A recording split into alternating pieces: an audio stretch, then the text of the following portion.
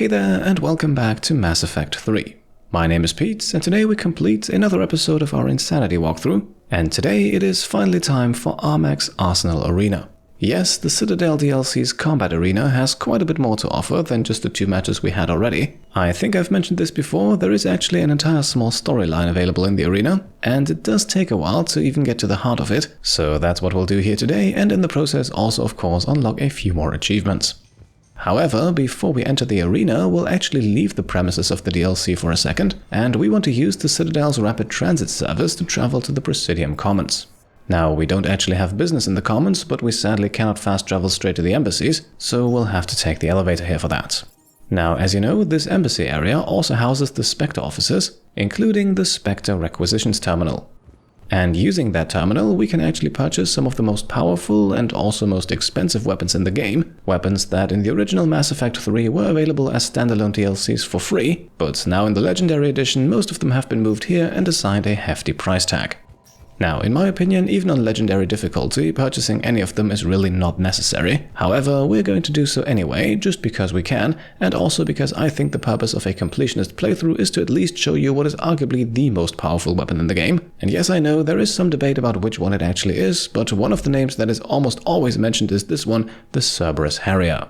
What looks like a Maddock is also described as a modified version of it, however, a fully automatic one, and contrary to what the description says here, one with an even higher damage per shot. For 150,000 credits, it is definitely not cheap. You can see it basically cost us all of our credits, but it will make some of today's fights a little bit easier. Now, in the spirit of true completion, we would of course also have to purchase all the other weapons from the Spectre Requisitions Terminal. However, I have not yet fully decided how to go about that. The amount of money needed to grab them all would require some serious grinding, and even then I don't think we would even have enough opportunities left to show them all off. As you know, over the last 40 episodes I tried my best to show off as many of the guns in the game as possible, but the sad reality is there are simply more guns than missions to use them in. So feel free to let me know what you think we should do about this. Should I play a few hours of Armax Arsenal Arena off-screen to grab enough money to purchase them all? Or do you think we should just leave them if there is no point in grabbing them anyway? Like I said, we don't really have that much of the game left ahead of us. By the way, as we now head into the arena, you can see the reason why we took this slight detour. Yes, we do have a weapons procurement interface available right here around the corner, and we do have access to every single shop including Spectre Requisitions. However, we are also charged a 10% remote access markup, and for prices like the one we just paid, that can quickly get very expensive. So, with just a bit of fast traveling, we saved ourselves 15,000 credits, and I think with that, let us now head down to the combat simulator.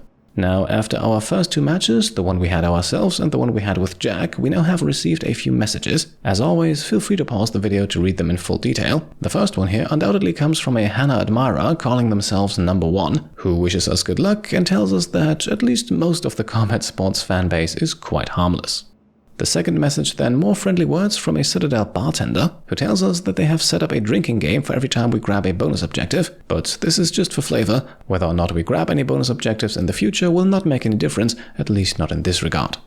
Message number 3, meanwhile, contains our first small arena quest, as students of the Citadel University are asking us to defeat Geth on the Blastroid map, and in exchange they are offering a weapon attachment, so for the sake of full completion I guess we'll have to take this. Message number 4 from the one and only Blastofan then contains another small quest, as Blastofan here challenges us to enter a match with the no Medi-Gel modifier, meaning that we won't be able to heal ourselves. Now, we haven't actually purchased that modifier yet, but we'll have to, not only for this quest, but for a few others as well. Finally then, we are also contacted by weapons and armor manufacturer Alcus Combine, and they offer another challenge. We have to fight elite level enemies on the Spin Zone map, although they leave open to us which enemy type we pick. So that's 3 quests waiting to be completed, and a few of them can actually be combined. For now though, we really only have the means to complete the first one, so let's go for that weapon attachment and play against Geth enemies on the Blastroid map. Now, very importantly, the students did not specify which enemy level we need to select, so we could go for the easiest challenge, but we'll still go with elites. That way we should be able to obtain a higher score and hopefully grab our first gold reward. In terms of squad members then, we're going with a tech-focused approach in Kaidan and Tali. These two have the shortest cooldowns on their anti-shield abilities, and against the Geth, those might come in handy. And with that, we are almost good to go. We have to make one last stop at the weapons bench, because of course we want to equip the new Cerberus Harrier right away. So, getting rid of the Hornet SMG we used last time, we are now switching back over to assault rifles. And in terms of weapon attachments, we are going for extra damage and extra ammo capacity. The latter is actually crucially important, as ammo capacity is the one big downside of this weapon, especially considering that it's a fully automatic one. And with that, we are now truly ready to fight. Let's get ready for round number 1 of today's episode, elite level Geth enemies on the Blastroid map. Ladies and gentlemen, it's combat night in the Armax Arsenal Arena.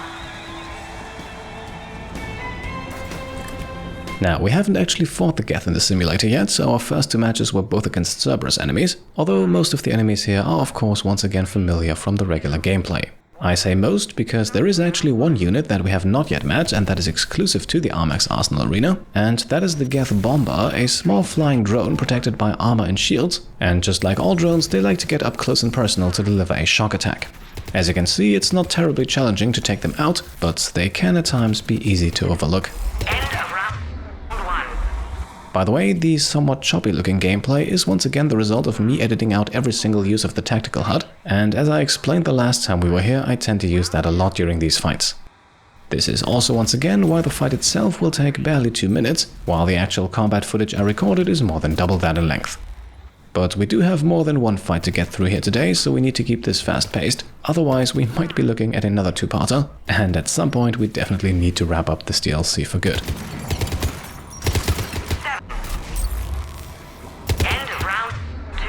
By the way, having set the goal of obtaining a gold prize, this can actually be one of the tougher fights in the arena, as we really cannot afford to interrupt any kill streaks, and considering the number of enemies, especially the rocket troopers, that can be a bit difficult. On the plus side, our new Harrier is absolutely tearing through the opposition, and with good reason. This weapon sports one of the highest DPS outputs in the entire game, only exceeded by a handful of select guns, but none of them as straightforward in their use as this one. And still, even with this gun, getting the 6,000 points required for the gold prize can be difficult. It is definitely made more difficult by the fact that we are not using any score modifiers, as all of those would give us a 10% score bonus, and that is usually enough to obtain the gold prize without too much hassle.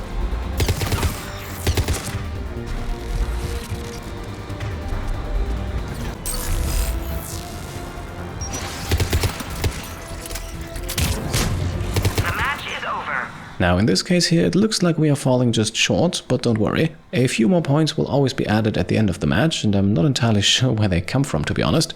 In this case though, it is enough to catapult us from 5,780 to 6,120, and with that we have obtained our very first gold prize.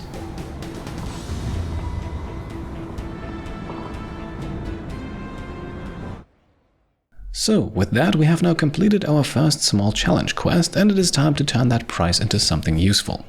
As you can see, a single gold prize is worth 10,000 credits, so we would have to do this quite a few times to grab all of those still missing weapons. For the moment though, we will simply convert it into 3 silver prizes, as that is where we will find the rewards we most desperately need right now. The first one of those is then obviously the no Medi-Gel modifier, the second one the Reaper enemy type, and that still leaves us with 1 silver prize to turn into 3 bronze prizes. Once again, this is necessary to grab the Spin Zone map, which we still need for another challenge, and while we're at it, we might as well grab the Prime Evil and Armax Classic maps too. Ultimately, we need to purchase them all anyway. And with that, it's back down to the simulator. You can see we have risen in the ranks, now 4th behind Aria, and it is time to tackle our next challenge. Before we do though, we have received a whole lot more messages, and the first one right here immediately gives us another challenge. We need to win a match without the ability to collect spare thermal clips. The message here also mentions collector enemies, but these are actually not necessary to complete the assignment, so the no thermal clips modifier will then be the next one to purchase. Another challenge is then presented to us by the Hour 20 News team, who want to create iconic Reaper-related footage from us, and therefore ask us to take on Reaper enemies and to do so all by ourselves. So that will definitely be another interesting challenge, and we move on to message number 3 from the Citadel University, who thank us for completing their small assignment and send over a weapon attachment.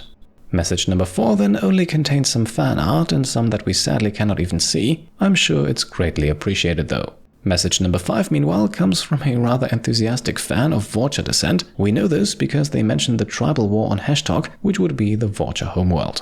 Finally then another message from a very involved fan, this one seemingly interested in the data analysis side of things, sending over a huge spreadsheet with all sorts of data. Unfortunately, it's so large that it breaks the attachment file size limits.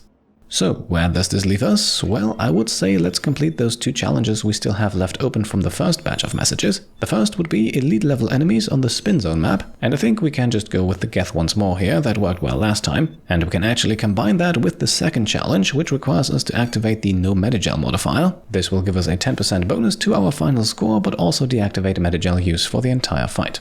Squad member wise then we will stick to Kaden and Tali, that also worked well last time, and we also don't make any changes to our weapon loadout either. There is no need to complicate the entire affair any further. Commander Shepard will be fighting tonight on behalf of Elcos Combine.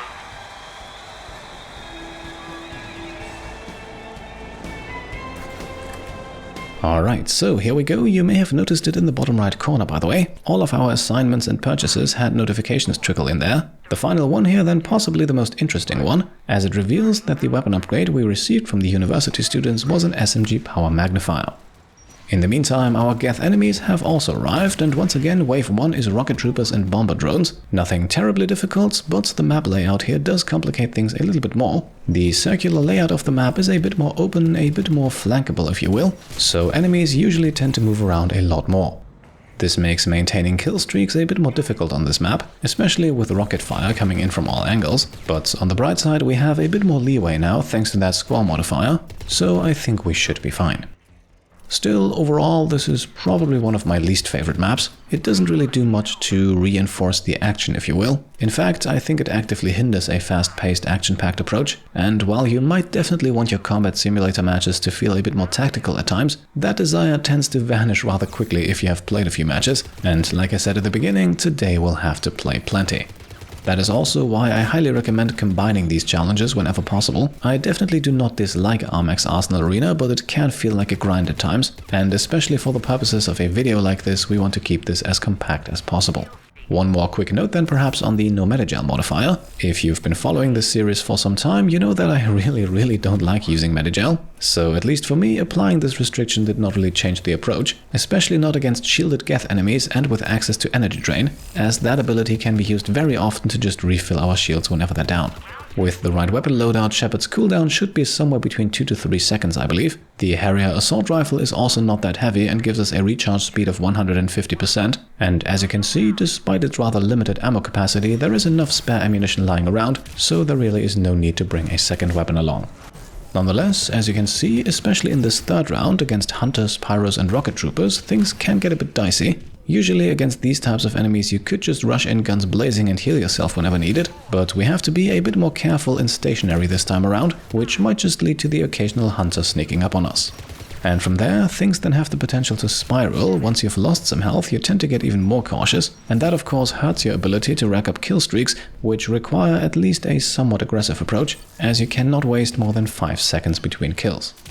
The hunters can actually be particularly annoying in that regard, as you need to spot them first before you can shoot them. Thankfully though, they do not vanish from the minimap even if they're cloaked, so one more reason for using the tactical HUD frequently. The match goes to Shepard.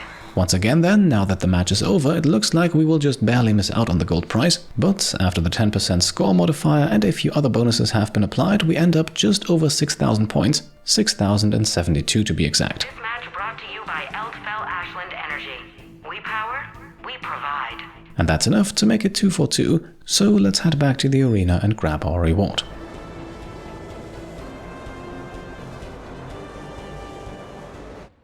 So then, here we are with 2 more challenges completed and another gold prize in our pocket.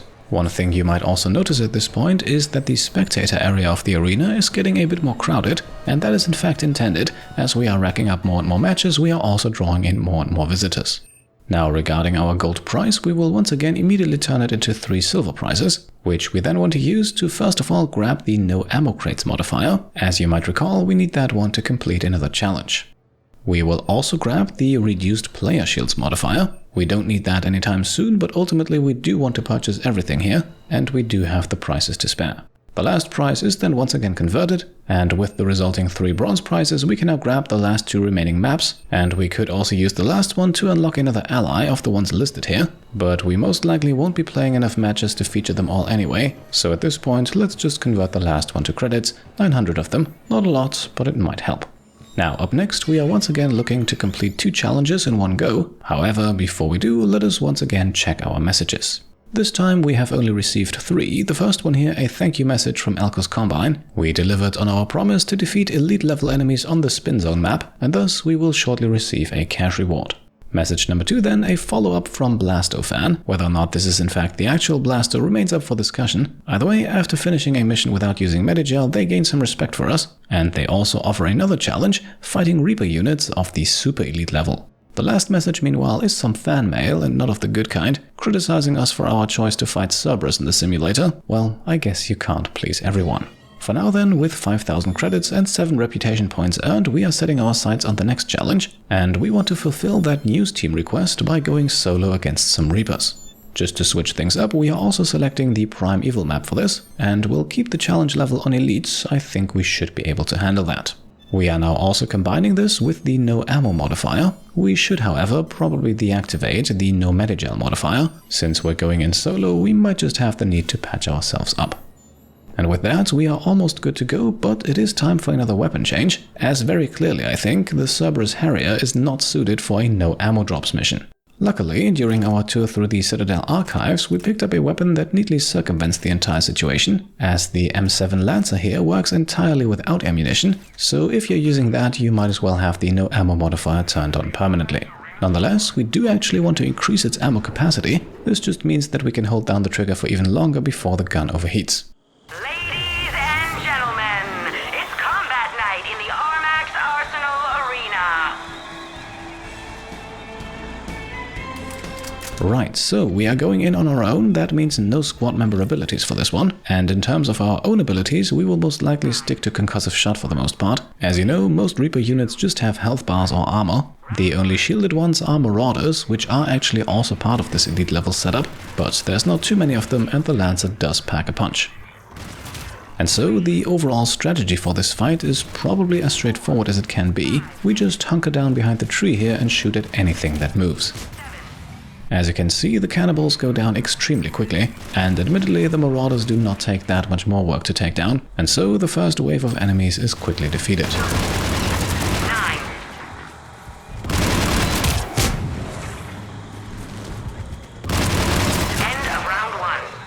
Beginning with round 2, meanwhile, things will get a bit more interesting as we now have Ravagers thrown into the mix, and just like the Rocket Troopers earlier, they are not too dangerous on their own, but their constant barrage is giving their Reaper allies a lot of covering fire. Now, if we were still facing cannibals and marauders alongside them, that would not be too problematic. Unfortunately though, beginning with this second wave, the cannibals have been replaced by husks, who definitely benefit a lot from us being pinned down. And so, as you can see here, one of them does get a bit too close for comfort, and while we do eventually successfully beat it down, we also expose ourselves to a lot of enemy fire in the process, as under the cover of the Ravager's fire, the Marauders have obviously advanced as well. Now, as you can imagine, this entire solo setup is not exactly beneficial to racking up kill streaks. On the plus side, we don't actually need to focus on that too much, as we do get noticeable score increases for tackling this entire mission on our own. Combine that with the more or less free 10% score modifier due to no ammo, and I think we should have another gold prize secured at the end of this. That is, if we don't go down beforehand. This is also why I think you should grab the elite level enemies reward with your very first silver prize. Once you have those unlocked, getting to the gold is really no longer that challenging, and with every gold prize being worth those 10,000 credits, and with a well set up match taking no longer than 1.5 to maybe even 2.5 minutes, this is probably one of the fastest, if not the fastest way to make money in the game, not to mention unlimited money, as you can of course play in the arena as many times as you want. Meanwhile, regarding our third wave here, you may have noticed that we are facing the exact same enemies as before. For this third wave, there is just a higher number of them, and that unfortunately includes the Ravagers. So for the aforementioned reasons, those should once again be your priority targets. Thankfully, 2 or 3 fire explosions from Concussive Shot are enough to take them down. And with the match getting closer to its end, you can also see it on screen right now, we have surpassed the 5,000 point mark already. And we do have a few more high value targets still left standing. Ravagers, for example, give us a whopping 200 points per kill, while the Marauders give a respectable 120. And so, for the first time in this video, the 6,000 point mark does in fact fall during the fight, and we still have a good number of bonuses coming our way. Eventually then, the final score, a new high score of almost 7,000 points, and so even without the extra 10% score modifier, we would have grabbed a gold prize here nonetheless. Let us now head back to the arena and cash it in. Once again then, we can see more and more people are crowding around, and this time some of them actually have something to say. Hey, where were you? You missed a great match. I was signing up. What? Seriously? Why not? We watch these things all the time. It's about time we actually competed. Wait, we? Please say you didn't. Of course I signed you up too. I'm not going in there by myself. I guess I should have seen that coming. Do you at least have some gear we can use? And you signed us up at the amateur level, right? What kind of impulsive idiot would sign up for a combat sim match without thinking of something like that? Exactly. Now we'll listen to these two a bit more in just a second, but first let's grab our reward. And for a change, we don't actually want to convert the gold prize here. Instead, let us now unlock super elite level enemies. And with that, we can get back to the conversation. Competitors, remember to redeem your winnings at the Armax Arena store. So I figure we'll start by playing against Cerberus guys. Don't want to get too fancy on our first try. Right, because Cerberus guys aren't that bad. The virtual Cerberus guys. That still sounds hard. Unfortunately, they were all out of docile keeper Competitors, targets. remember to I redeem don't your want to shoot winnings at at the keepers. They're Armax so Arena cute store. with their Located little in the round main lobby. eyes and their silent, sneaky ways. You know, on second thought. It was a... Never mind. Come on, you're gonna be great at this. If you say so. Okay, this will be fun. I'm glad you talked me into this. I know, that's why I didn't ask you first. You didn't ask me first because you knew I'd say no. That too. Competitors, Hey, we win. remember to I'll buy redeem the your drinks. winnings at the Armax Okay, but Arena if I get a high store. score, Located it's in the drinks main and lobby. dinner. Deal. Hey, someone told me Commander Shepard might be playing. Maybe we should watch that match before we go in there. Good idea. Ready? As long as we're not next. Want to grab a snack first? Almost time for our match. Right, so while these two are more or less getting ready for their match, we are getting ready for ours. But as always, before we do, it's time for more messages. Up first, we are being contacted by Mass Effect's equivalent of the Make-A-Wish Foundation, and apparently there is a sick kid here on the Citadel who would like to see us fight super elite level Reapers, so good thing we just unlocked those. In the next message then, we are being congratulated on winning a match without using thermal clips. Admittedly, we kind of cheated on that one with the Lancer, but at least Saburo here does not seem to mind. Message number 3, then yet another request from the Hour 20 news team. It seems like they have learned about the existence of Javik, and they now want us to use him as a squad member as we fight Reaper enemies. I think we can neatly combine that with the Make-A-Wish request, and now we also get to the other news team message, which we probably should have received first, as they thank us for providing them with good imagery of our solo adventures. Finally, more fan mail, this time a love poem. Seems to me like it was written by an Asari. Either way, let's put it on the pile and keep going. Once again then, for completing the 2 previous assignments, we received 10,000 credits in payment and 4 reputation points, and at this point we do indeed want to go after super elite level Reapers. We are selecting the Armax Classic map for this, just to once again switch things up, although this time around the map might actually also offer some tactical advantages. We'll talk about those in a second. For now, let's select our squad. We have to bring Javik, and let's also bring Edie along. With Incinerate and Overload, Edie works very well against both shields and armor, and against these super elite level enemies here we will need both. We will also leave the plus 10% no ammo modifier active. The super elite level enemies tend to take a few more shots than the Harrier can carry, so I think we'll stick to the Lancer for this one. Commander Shepard is dedicating this match to the Help a Dream Foundation.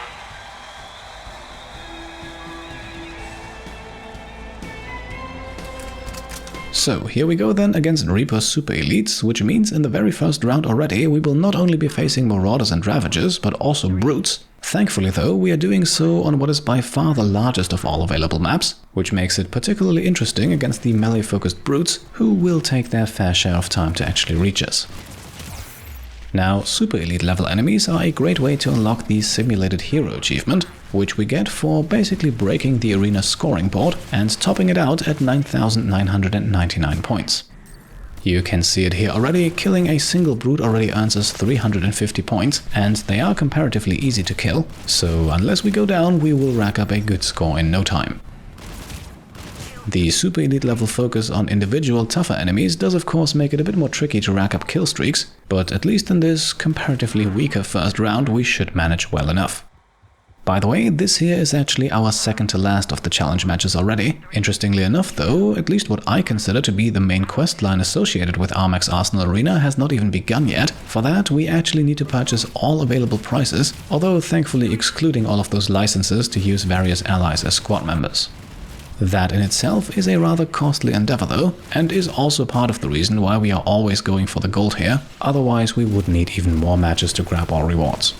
There is also one more achievement available that is not associated with any storyline or challenge. We will try to grab that a little while later too. In my experience, it is probably one of the hardest achievements to get in the game, but again, more on that later. For now, wave number 2 has rolled in, basically the exact same setup as in round 1, only this time the Marauders are replaced by husks. I would say it's up for debate whether or not this actually makes the wave harder or easier. Especially on a large map like this, more melee enemies do not necessarily make the fight that much harder, but they do of course advance a lot faster than the brutes, and in that sense can serve as nice distractions, allowing those brutes to get closer while we keep the husks away. Still, in my opinion here, the super elite level challenge, at least with the Reapers, does not really ramp up until wave 3, and we are just about to get to that. And just about actually means we are already right in the thick of it, and you can see the main source of difficulty on screen right now. This wave now contains Banshees alongside Brutes and Husks. And as we know from good experience, those Banshees basically demand all of our attention whenever they show up, which in turn means that those Husks and Brutes have plenty of time to close in. To make matters even worse, the number of Banshees in this wave is not only limited to a single one. Once the first is down, a second one is scheduled to arrive, and surviving both is definitely not an easy challenge. Since the rest of the enemies are comparatively easy for Shepard to take down though, feel free to use your squad members as bait. Yes, it is far from the ethical way, but it will keep the Banshees occupied for a few seconds. Those Banshees are, by the way, also the reason why you should bring someone like Edie along. In my experience, you should have at least 2 squad members who can take care of barriers. In this case, it's Edie and Shepard himself. Now, on the plus side, killing a Banshee earns us a whopping 600 points, and with that score in the top right corner already well over 9,000, we should have our first achievement of today's episode unlocked in just a few seconds. Alright, there we are, 9,900 points, that is before bonuses and modifiers. If we apply all of those, the final score ends up a lovely 11,770. Promotional consideration is brought to you by the Alliance News Network. Your galaxy, your news. But since the arena scoreboard can only display up to 4 digits, it is now shown here as 9,999, and we earn ourselves the Simulated Hero achievement.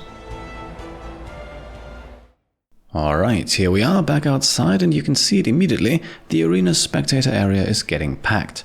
More and more people are coming in to presumably watch our matches, including these 2 here, but we'll get to them in a second. For now, let us once again redeem our gold price, and this time we are once again turning it into silver prices.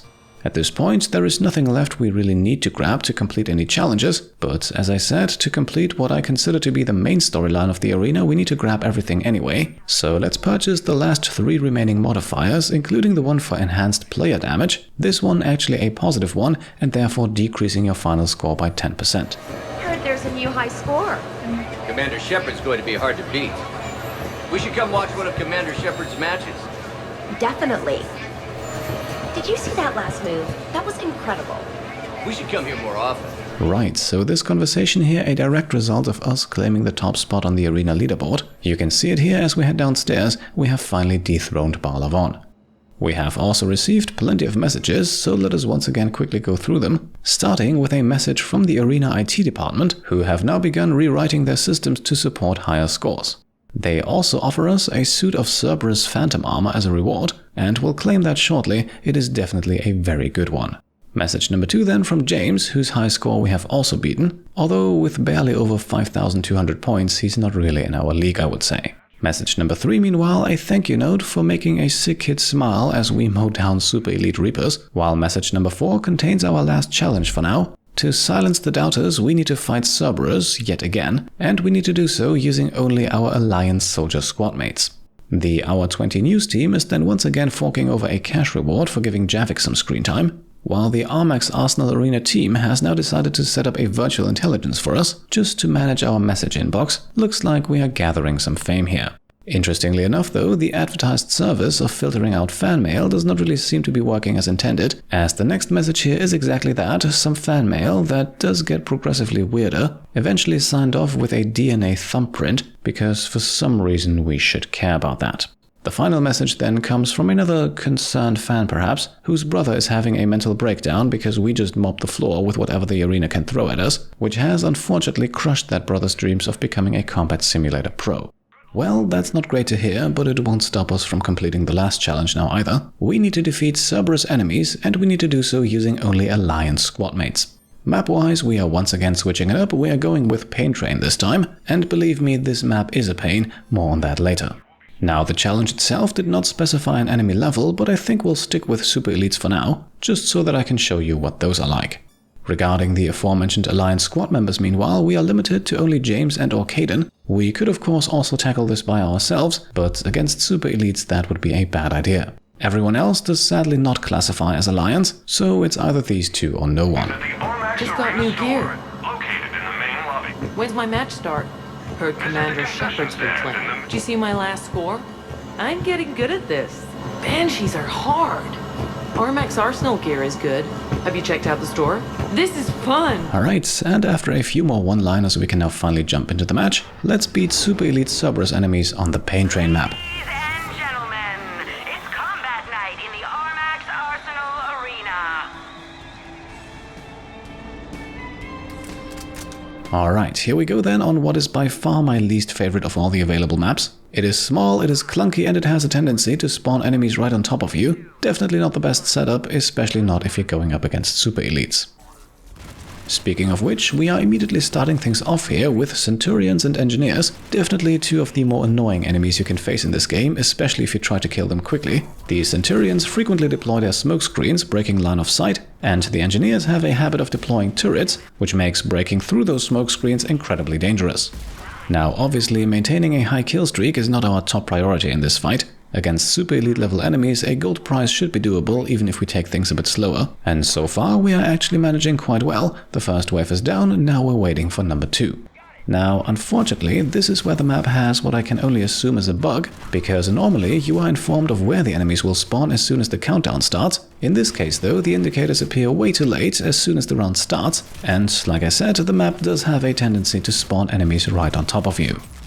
Now, the second wave then consists of Centurions and Engineers again, only this time they are reinforced by Dragoons. These Dragoons are another enemy type exclusive to the Armax Arsenal Arena, and especially in tight quarters they are an absolute pain to deal with. Now, they are equipped with SMGs, but really like to get even closer, as they are also capable of a biotic lash melee attack, in which they pull themselves towards the target and slam on the ground, dealing damage to anyone standing too close. This area of effect nature of their attacks is also one of the reasons why you do not want to stand too close to your squad members against them, because even if they don't target you, if you stand too close you might take some damage regardless. Thankfully though, they only possess a moderate amount of armor, so they are not too difficult to kill, although they are a bit tough to hit with all the frequent lashing and dodging. Overall though, this does make the second wave noticeably more difficult than the first, which was not necessarily the case with the Super Elite Reapers, but here the presence of the Dragoons definitely makes things more challenging.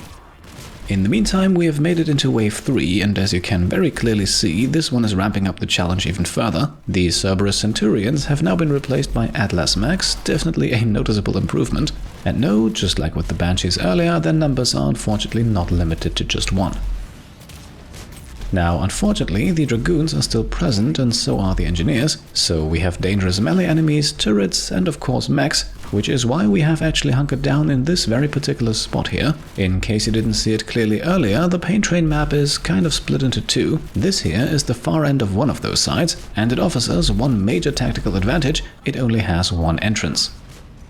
On these arena maps, that is definitely a rarity, and while it is a tactical advantage in the sense that we cannot really be flanked from here, it also gives our enemies one very clear location to approach, and depending on who you're fighting, you can easily get swarmed here. One more thing that kind of works for and against us from here is that the area in front of us is somewhat obstructed, and on one hand that makes it much more difficult for the Cerberus Engineers to set up good firing positions with their turrets. However, that same principle of course also applies to us. At the moment we have quite a few more enemies still on the map, but we can't really see them. So that means that any enemy wave you decide to fight from here will unfortunately last for some time. But again, we are not really going after kill streaks anymore, especially since the gold prize has already been secured. Now at this point, I believe the only enemies left for us to eliminate are the engineer and his turret over here. Our squad members meanwhile are keeping another mech busy with predictable results. And so, at least for now, that mech is now the last enemy standing. Thankfully, we should be able to use the terrain to our advantage here. Like I said, there's good things and bad things about this.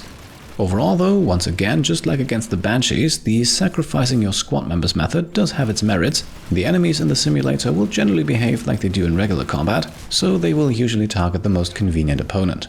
There is one particular class of enemies that is an exception to that rule and will actually fight those in the next match, but for now let's stay focused on the task at hand. As you can see, the mech is down and we do have 2 more reinforcements up here. The first engineer, however, is quickly disposed of, and that leaves only number 2, and then the match should finally be over.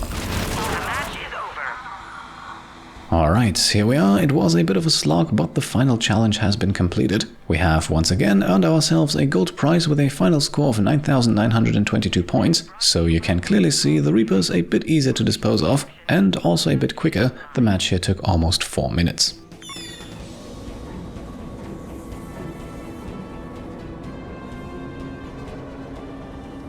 So here we are then, back again and ready for more. The spectator area is almost filled to capacity, and everyone here is in for a show, as our next match is going to be truly special. Before we can begin though, we need to grab one more reward. It is the gold prize mirror match combat set, described as enemies with different powers based on our own combat abilities. Well, it is a bit more interesting than that, but first let's also grab the phantom armor that the IT guys promised us, and we can actually choose here from 3 variants: Shade, Nightmare and Spirit armor. Visually they all look the same, but they have different stat bonuses. Shade armor is probably the most balanced ones, giving bonuses ranging from melee damage to weapon damage to power damage to shield regeneration. Spirit armor meanwhile goes all in on shields and powers, and is therefore probably best used in the hands of power-focused classes, which we are sadly not. And that is why we are going with the Nightmare armor, which I think synergizes very well with the soldier class. We don't get bonuses to powers, but we do get 20% increases to ammo capacity, headshot damage and weapon damage overall. And well, we tend to shoot things a lot, so this might come in handy. So then, time to head back downstairs for another match that is not technically part of any challenge, at least not officially. It has to be completed though in order to unlock another achievement, I dare say one of the most difficult ones in the game. What we want to do is set up the mirror match we just purchased, and you can see it here, we cannot change the difficulty. The mirror match only has one, and it's bloody tough. In terms of modifiers, we will also deactivate the no placed ammo modifier, and we will activate a slight damage boost for us. Believe me, we will need both. Our squad members for this one then, Edie and Garrus, and let's also quickly take a look at that last message we have received. It's just a thank you from Rutana, the one who asked us to go up against Cerberus. Looks like we were able to please her, and we do get 5 reputation points as a reward. Now, to get ready for our match, we want to do a bit more prep work than usual, starting by equipping that new armor we have just received. At the moment, as you can see, we are using a very specialized outfit, going all in on weapon damage, and we might want to go back to that eventually. For now though, let's slap on the Cerberus Nightmare armor, which is definitely a bit more balanced. Now, the even more interesting change happens in regards to our weapon loadout, as we are now selecting a weapon that might appear to be extremely unsuitable for the arena, but for this fight it's perfect. I am talking about the M11 suppressor pistol. We're using this one because of its outrageously high headshot damage modifier, something that will definitely prove to be useful against the enemies we're about to face. After attaching some weapon mods for extra damage and extra ammo capacity, we're good to go, but our squad members could use an upgrade too, so let's give the Harrier to Garrus. I'm sure he will do good work with it. And just like that, we're ready. Time for our mirror match.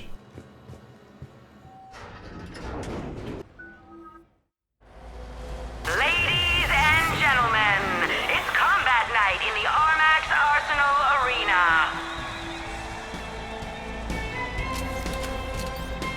Alright, here we are, looking like a Cerberus Phantom. We are getting ready to go, and since the first wave of enemies seems to be spawning in right on top of us again, let's gain some distance here before we look at what we're dealing with. Now, the mirror match description itself was fairly vague. So far, we only know that we're dealing with enemies who possess different powers based on our own combat abilities, which doesn't really tell us much about who exactly we're facing. The enemy descriptions on screen then might also be a bit misleading. What is classified as an engineer here is in fact another Commander Shepard, this one of the engineer class. So yes, just like earlier in the Citadel DLC, we are once again fighting ourselves, only this time we are not just fighting a single clone, but 3 of them, at least in this first wave. Now we'll talk a bit more about the individual enemies in just a moment. First of all though, I think it should have already become clear why the suppressor pistol is the weapon of choice for this fight. As you can see, if we are precise enough to land headshots, then we are capable of taking out our enemies very, very quickly. And doing so is absolutely critical to our success in this fight. In this first wave already, we are fighting a soldier, an adept and an engineer, who are not only all sporting top-tier weaponry, but also all have a bunch of dangerous abilities, not to mention a plethora of grenades that they like to use frequently. This is also why we make sure to keep our distance. Both the adept as well as the engineer class are wielding SMGs, so we definitely have the range and accuracy advantage against them, not so much against the soldier though, who is using the fairly accurate N7 Valkyrie assault rifle. So this is the overall strategic approach: keep our distance and then take out enemies as quickly as we can without risking too much of an engagement. Abilities like Adrenaline Rush definitely help in that regard, and of course the aforementioned headshots are paramount to our success. Now, I mentioned earlier that to begin with, we are fighting 3 Shepards in the first wave, and the same would actually also be true for the second wave that has just begun, but unfortunately that is not entirely accurate. Yes, in both waves we are fighting against 3 different versions of Shepard: Soldier, Adept and Engineer in Wave 1, Vanguard, Infiltrator and Sentinel in Wave 2. However, all of them also respawn once after we take them down, so technically both waves consist of 6 enemies each. For each kill we get 500 points, but for some reason they are not added to the total in the top right corner. Don't worry though, they are counted towards our total score, and that one will be correctly displayed eventually. For the first few moments of this fight here, this just seems to be another bug. Now, if you're thinking, well, they throw 6 Shepards at us every wave, how bad can they be? Well, very bad. Perhaps not on the level of the original clone Shepard we fought back in episode 38, but you should definitely respect every single one of them, as they all have their very unique methods of being an absolute pain in the ass. The most dangerous enemy is probably the Vanguard we encounter in Wave 2. Not only do they sport a shotgun that can wreak absolute havoc if they get close, they also do get close very easily thanks to their biotic charge ability. So beginning with Wave 2, keep an eye out for the Vanguards and take them out as soon as you can. And once again, do not underestimate just how much of a help the suppressor pistol is in this fight. It may not look like much, but there is no other weapon in the game that can reliably take out these Shepards this quickly while also still allowing you to maintain some distance. Believe me, I tried this scenario with everything from shotguns to sniper rifles, and this is by far the most reliable way to win it, and even then it is far from guaranteed. Of course, in this video you will only see the one attempt that succeeded, but I definitely spent a good 2 hours practicing beforehand. If you are now asking yourselves why, because things do still look fairly easy, well, that is because we haven't really met Wave 3 yet, which amps up the pressure even more. 4, 3, 2, 1. Final round. Once again, we are fighting 6 Shepards, but this time we are fighting them all at the same time, 1 each for the 6 classes that can appear in this fight. And usually this is where this fight is decided, often enough not in your favor, as the combined powers of 6 Commander Shepards can sometimes simply be a bit too much.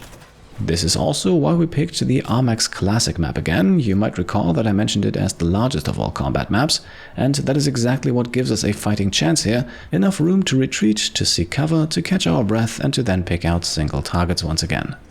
Now, one final thing that we have not yet talked about, and that I think I should mention for this fight, is the role of our squad members. In all other scenarios, our squad mates were attacked by our enemies when it was convenient. In this fight, that is not the case. The enemy Shepards are more or less exclusively focusing on us and will ignore our squad mates for the most part. Yes, they might occasionally take 1 or 2 shots at them, but never enough to take anyone down, no matter how close Garrus or Edie are standing or how little cover they have. This can be, and is, used to our advantage, as we can simply send our team forward without having to care about their survival and let them go to work on our enemies. Sure, even Garrus with a Harrier is usually not enough to outright kill a full health Shepard before they reach us, but it does make our job a bit easier. However, since our opponents all have shields, it is still a good idea to bring some overloads along too, and to not just focus on sheer firepower. Either way, we are now down to the last enemy. Just 1 more infiltrator stands between us and unlocking the one and only achievement. The match goes to And there we are, we have unlocked one of the more difficult to obtain achievements in this game, and we did it on Insanity difficulty, and we even did it in less than 5 minutes and now secure ourselves a 200-point time bonus as well. This match brought to you by Eldfell Ashland Energy. We power, we provide. All in all, that is enough to propel us well past the 8,000 point mark, and so we have one more gold reward ready to be collected. And so here we are, with the Armax Arena spectator area at the height of its capacity. Let us now grab that final gold reward. Heard there's a new high score. Commander Shepard's going to be hard to beat. And indeed, we are down to the final gold reward available in the game. Let us now unlock collector enemies for our matches, which we can then also use immediately in our next fight. Yes, there is a bit more still coming up, as we have just officially purchased every single reward, that is except for squad member licenses, although those thankfully do not count. This has now triggered another message to appear in our inbox, unusual scores, as the arena's technical team wants our help to identify a bug in the simulator. To get started, they are just asking us to fight super elite level enemies, no other requirements, so this should be doable. It might prove to be a bit more difficult than it sounds though, as we are now indeed picking collector super elites, and those are quite the challenge indeed. That is also why we are keeping the player damage boost modifier active. If we beat this, another gold reward should be guaranteed either way. For squad mates, my personal recommendation would be Liara and Kaden. Those two definitely have the right powers needed for this task. Now, since we are about to fight collectors, let's have some fun with this and change our appearance again. So we're switching from the Cerberus Nightmare to the collector armor. As you can see, this armor is entirely defensively oriented, but we are already getting some extra damage out of the modifier, so I think this should work nicely.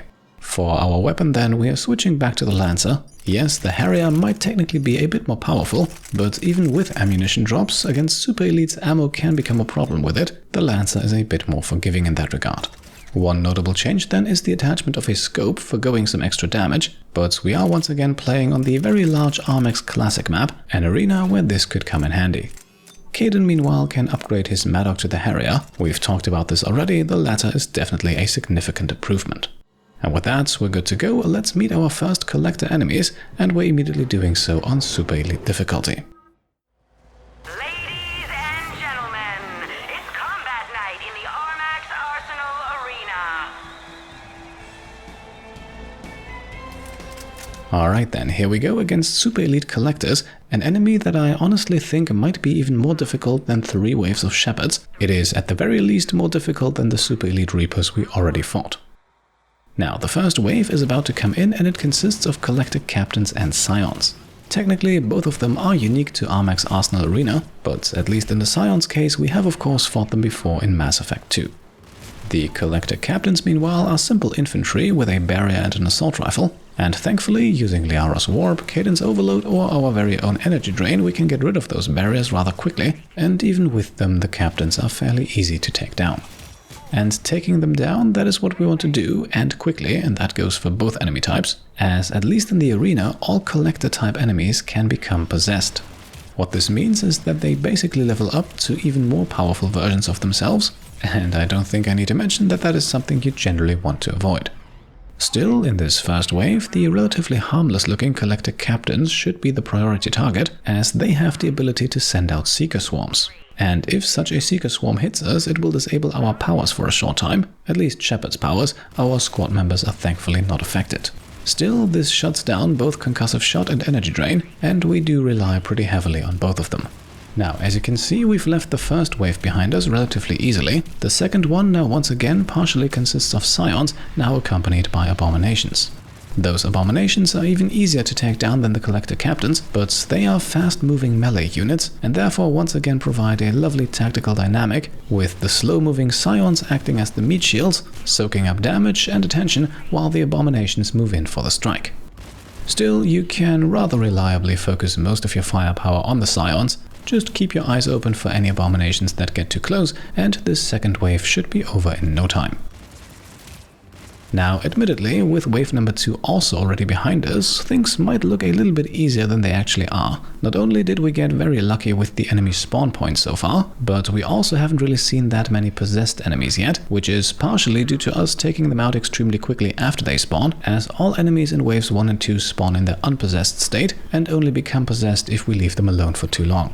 Now, we'll discuss possession a bit more in just a second. For now, let's talk about the elephant in the room, or rather the Praetorian, or to be even more accurate, the two of them, as this is where the super elite collectors become an absolute nightmare. In the entirety of Mass Effect 2, we did only face Praetorians twice, both times only a single one of them. In this fight, meanwhile, we already begin with 2, and one of them also respawns.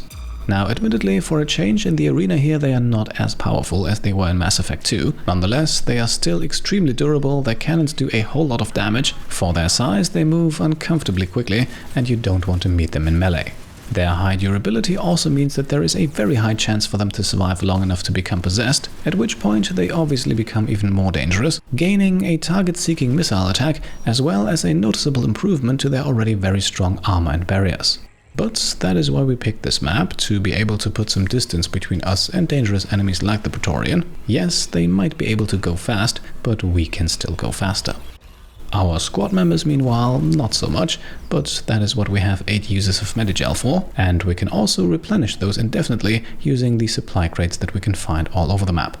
Now, at this point, while we navigate this third leg of the fight, let's talk a bit more about possession. The collector enemy's ability to become possessed is the main reason why you want to target specific enemies before others in this fight, most notably, at least in my opinion, the collector captains.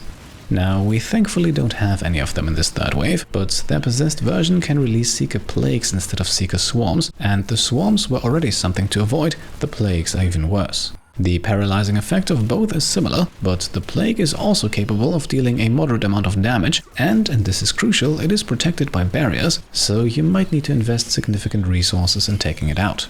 One other enemy whose possessed version is worth talking about is the Scion, present in all 3 waves of this fight, and definitely the frontrunner for most annoying enemy in it. Now, the baseline version of the Scion in the arena is not too bad. It has a powerful arm cannon, but that can easily be dodged, and it moves extremely slowly, so it's easy to keep it out of range. The possessed version, meanwhile, first of all gains a barrier, something the regular Scion does not have, and it also gains the incredibly irritating multi-frag grenade.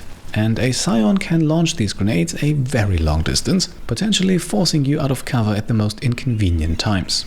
Pair this with powerful enemies, like the Praetorian for example, and you can quickly see how this can become dangerous, not to mention that if you have 2 or 3 possessed Scions on the map at the same time, you will pretty much be dodging grenades non-stop. Finally then, we have abominations, and these are actually a curious case, as one could argue that if used correctly, the possessed abomination could actually make things easier for us. Now, as you have probably noticed by now, both the regular and the possessed abomination explode when they're killed. The possessed version, however, does so in a violent inferno not too unlike the M920 Kane, and this explosion deals a huge amount of damage to anyone in the blast radius, no matter if it's friend or foe.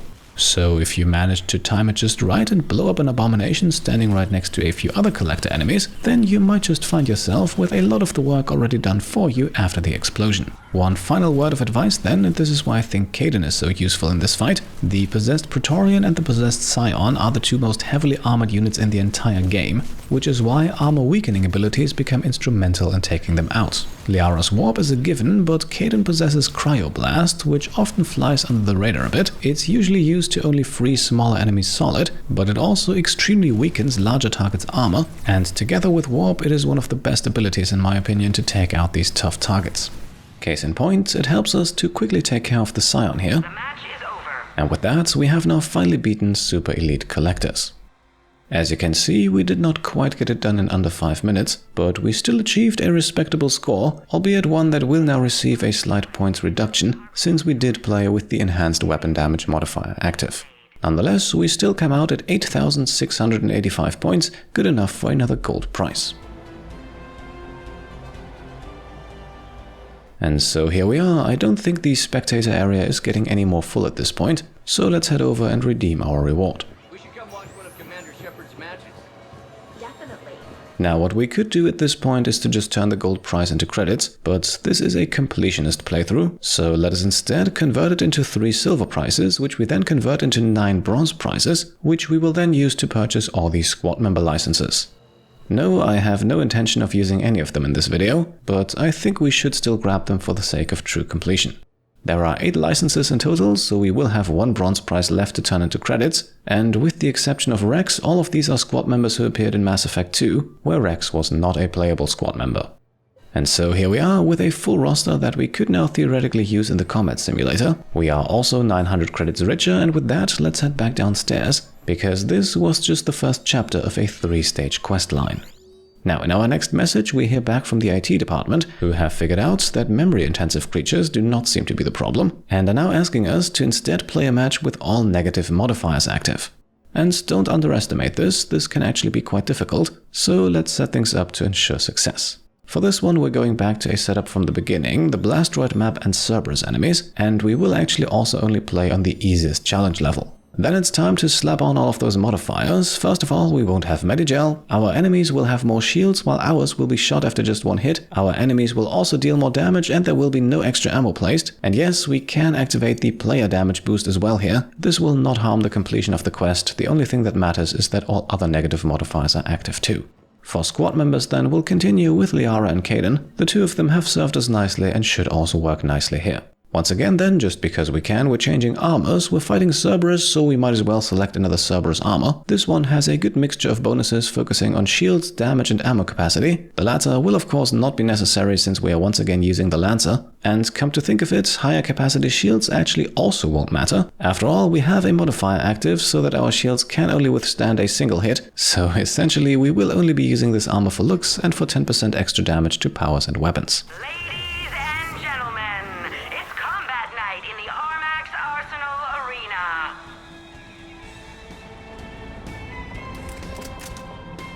So here we are, let's get to it. We are only fighting foot soldier Cerberus enemies, but this can still be a bit of a challenge. The main source of difficulty for us will be the combination of the one-shot player shields and no Medi-Gel modifiers, as that means that our enemies will be able to chip away at our health bar extremely quickly, and we also can't heal ourselves in case that happens. So we need to be very careful here not to take too much damage. After all, even though these are only foot soldier enemies, we need to last for 3 whole rounds. The same, by the way, also goes for our squad members. If they go down, they go down. We can of course still manually revive them, but that would put us at considerable risk, so it looks like we'll have to play this one a bit more carefully. So far though, things seem to be going according to plan. Foot soldier Cerberus enemies do not really bring anything too dangerous along. They do, however, bring something extremely useful for us along, and that's shields. Yes, that might sound counterintuitive, as even the regular troopers now have shields. This is a result of the enhanced enemy shields modifier, which not only increases enemy shields, but also gives them to units that previously did not have them. Now, why is this good for us? Well, that's because of energy drain, which allows us to target any shielded enemy to strip their shields and to replenish ours. And again, since our shields can only withstand a single shot, this might come in handy, and it is also the reason why I suggest picking either Cerberus or the Geth for this challenge. These are the enemy types where the extra shields don't really make that much of a difference, or where a good portion of the enemy roster already comes with shields anyway. Technically, you can probably even solo this challenge. I actually tried this 2 or 3 times, but didn't manage to, and I actually also don't think that you get more points for going in solo compared to going in with squad members, so there really would be no point to it other than to make the challenge even more difficult. So all in all, that would be the approach for this one. Keep yourself and your squad members safe, do not expose yourself if you don't have shields, and either use energy drain to replenish those quickly, or alternatively, defensive-minded bonus powers like barriers, defense matrix or fortification might also prove to be useful.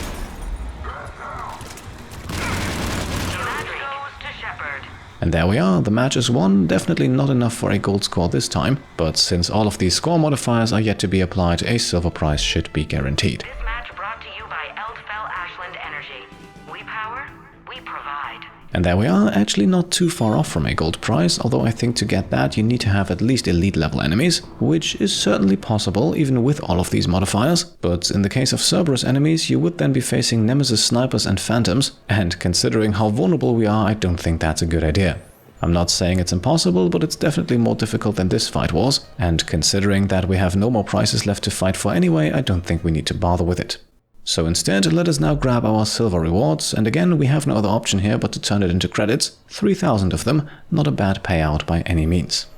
And with that, we now get to the third and final stage of this quest, and this connectedness is also why I think this is actually the main quest line in the Armax Arsenal Arena. Either way, the IT department seems to have found the memory leak, and they are now giving us very specific instructions for one more live test.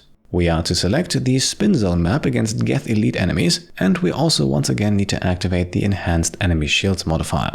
So let us do exactly that. This should not be too difficult. Geth elites are really not that big of a challenge, especially if we deactivate all of those other modifiers. By the way, you may have noticed it in the bottom right corner, we have actually received weapon upgrades for the completion of both previous challenges, a pistol power magnifier for this last one, and a sniper rifle high velocity barrel for the super elite collectors. So here we are then, enhanced enemy shields is active, and so is no ammo drops, as well as enhanced player damage. Once again, we are going in with the Lancer, so this should work out nicely. Also once again, we are going in with Liara and Kaden, and also once again, we are switching up our armor. How about we use the Terminus armor for this one? Yes, the bonuses to melee damage and ammo capacity are once again mostly completely useless, but we get some extra shields, and this time we should be able to use them. So here we go then, for one last match. Let's see what the simulator has in store. Error. Feedback safety level is null. Warning. Feedback is at lethal levels. Please exit the combat area.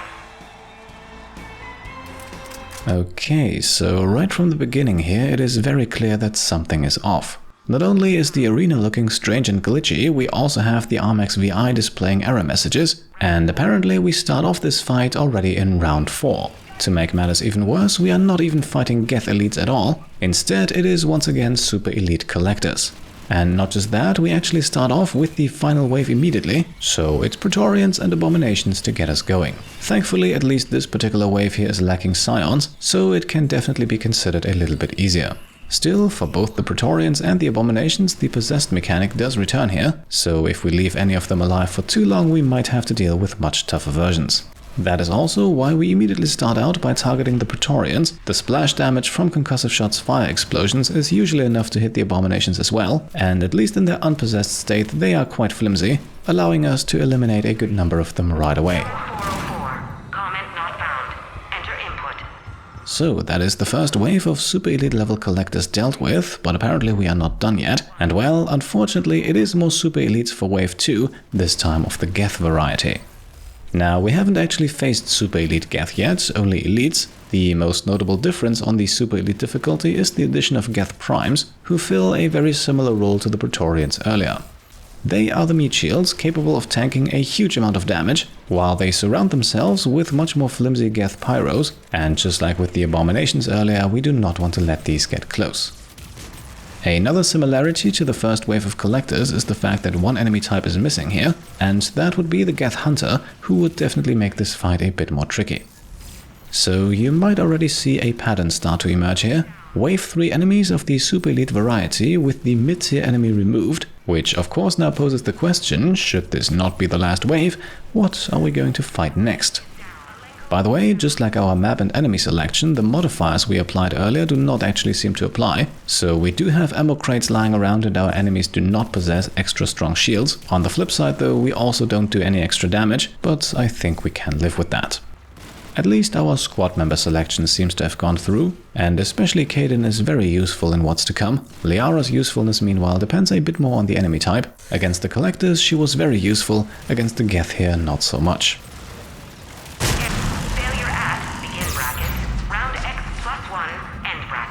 Right, so it looks like we are still not done, and it also looks like things are still not going according to plan. It is time for the third wave, and of course we are once again fighting more super elites. This time it's Cerberus.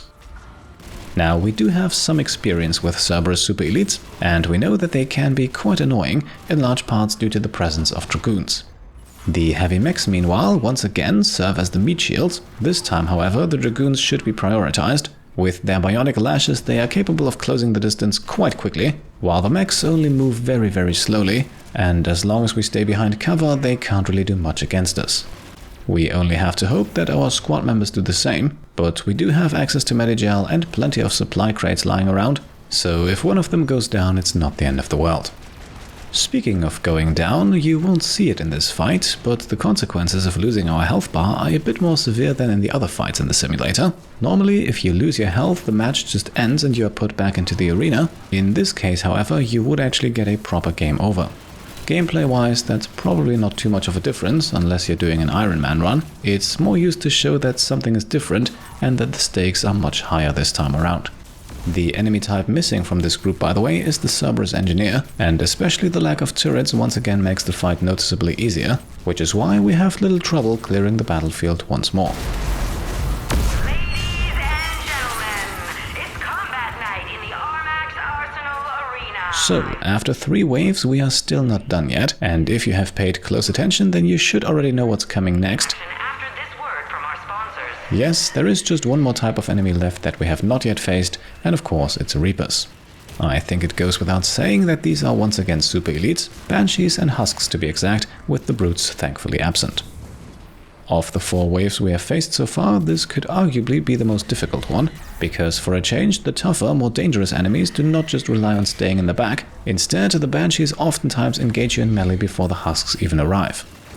Needless to say, this makes them the priority target, as Banshees should always be whenever they appear, and once again it turns our squad members into a welcome distraction as we put a bit of distance between us and the enemies. Let's have Kaden and Liara deal with this, at least for the moment, while we retreat and take pot shots from afar.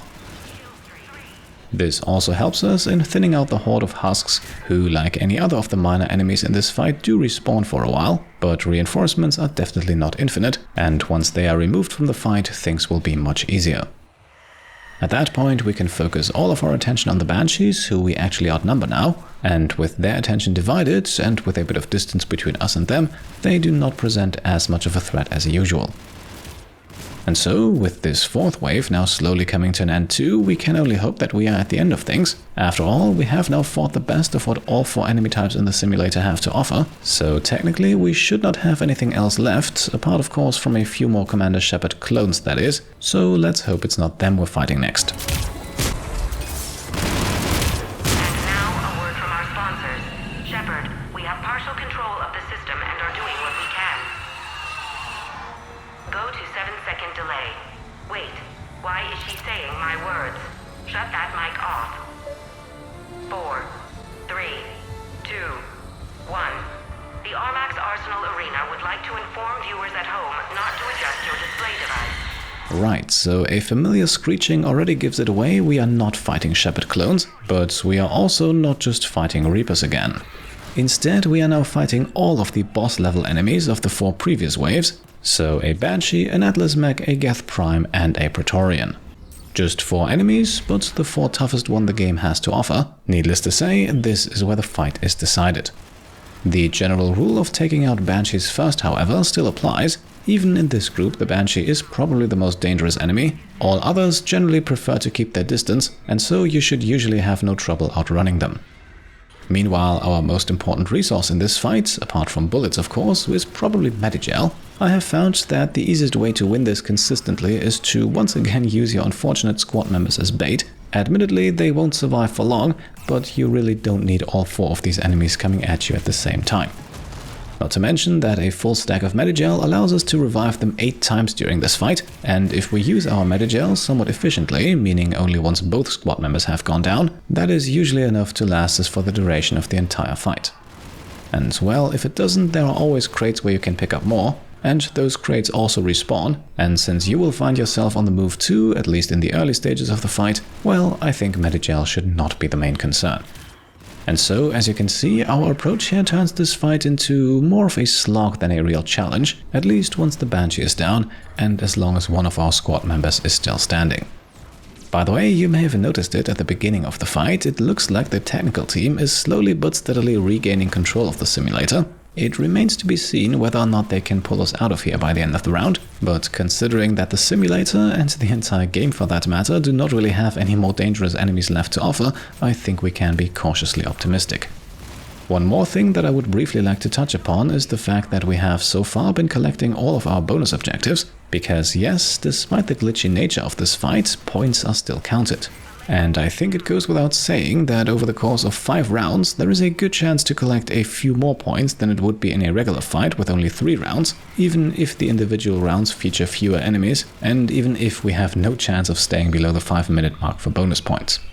Also, despite the fact that we did select a few modifiers at the beginning of the fight, like I said, those do not apply in combat and are therefore also not counted towards our total score, which due to the lack of a scoreboard we actually can't see during this fight, but trust me, we are getting way up there.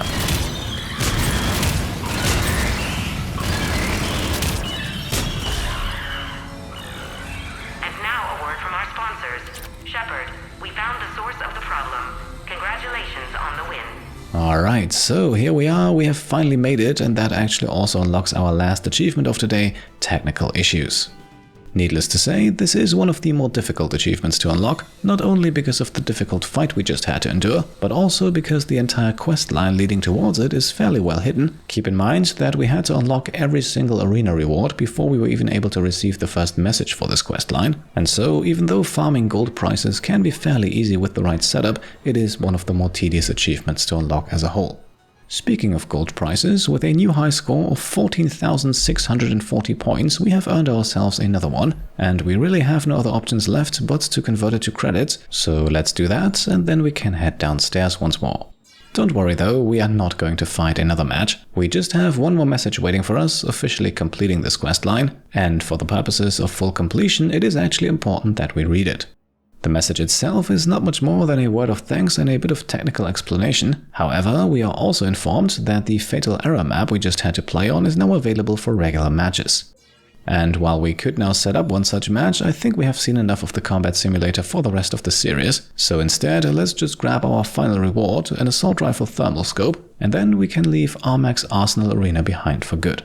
I think it is safe to say that we have thoroughly completed it. We have fought every enemy, from Cerberus foot soldiers to Geth elites to collector super elites. We have utilized every single one of the 8 available maps. We have purchased every single reward, including the 8 available squad member licenses, and while we did not play with any of them, I still think we can consider this a full completion. So as we head back to our apartment, there is only one last thing left to do in the spirit of full completion, and that is to empty out the furniture store over here. Yes, it costs us a pretty penny and it's nothing more than cosmetics, but again, this is a completionist playthrough, so I feel like this is what we have to do. And with that, we are coming up onto the end of what was without a doubt one of the most tedious episodes to record in well over a year, I think. So I'm very glad this chapter of the playthrough is behind us. I really do not want to see that arena again anytime soon.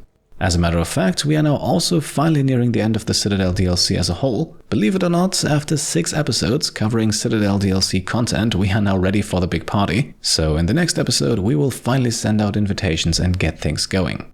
And honestly, I think I've said it before, I had not expected this DLC to take up such a huge amount of time in this series. Including that next episode, we will have 7 videos dedicated entirely to the Citadel DLC, or 17% of the entire series so far.